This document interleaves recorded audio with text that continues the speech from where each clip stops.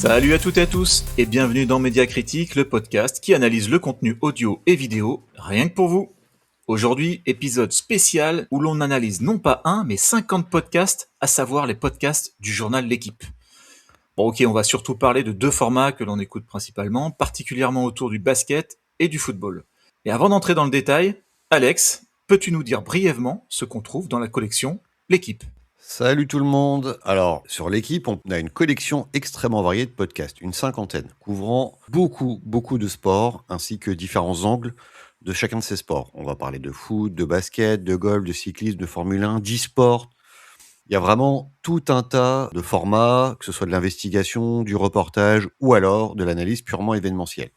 Parmi ces séries, il y en a clairement deux qui se démarquent et qui sont, à mon sens, les plus populaires, celle autour du basketball et du football. Donc celle du basket s'appelle Step Back et celle du football s'appelle Big Five. C'est sur ces deux formats qu'on va focaliser aujourd'hui.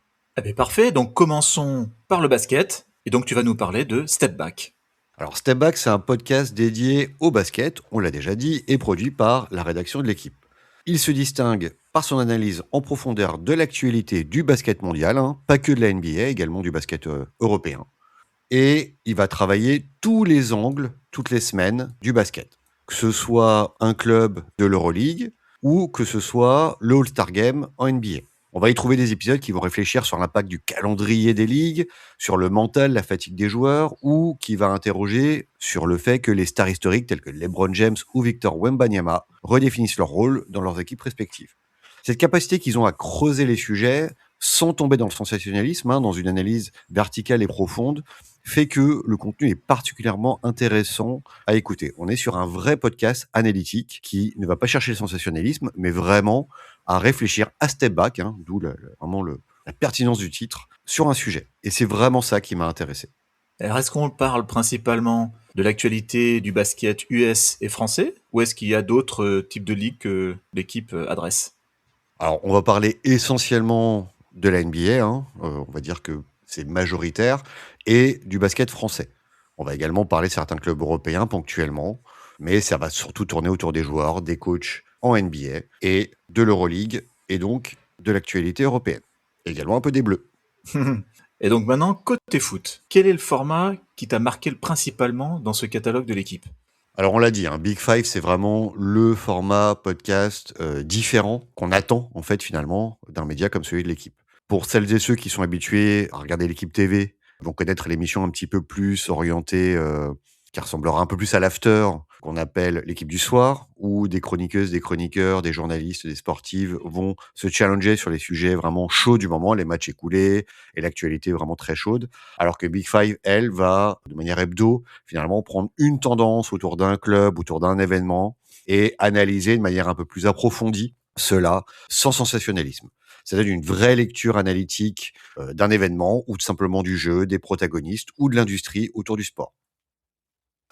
Et selon toi, qu'est-ce qui ressort de ces deux approches ?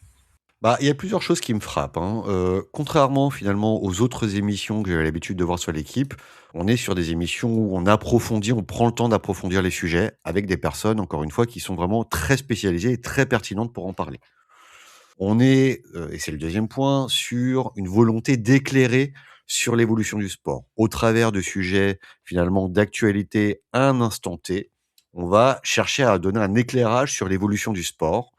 Et enfin, on va être sur quelque chose qui est de plus en plus inhabituel dans les médias, mais sur une narration qui est cohérente, avec la volonté de construire des points de vue argumentés, réfléchis, au travers d'interviews et de data qui sont vraiment prises et sur la durée.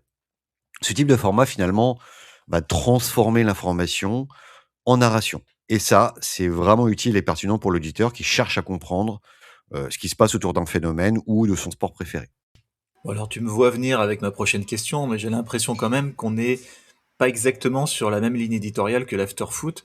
J'ai l'impression si on recherche une émission plus posée, plus sereine, plus descriptive et narrative, on va vers vers ce podcast de l'équipe. Ouais, c'est ça qui m'a agréablement surpris quand j'ai découvert finalement ces émissions pour la première fois. C'est cette capacité journalistique à produire des analyses en profondeur, en gardant une vraie rigueur et en restant très accessible.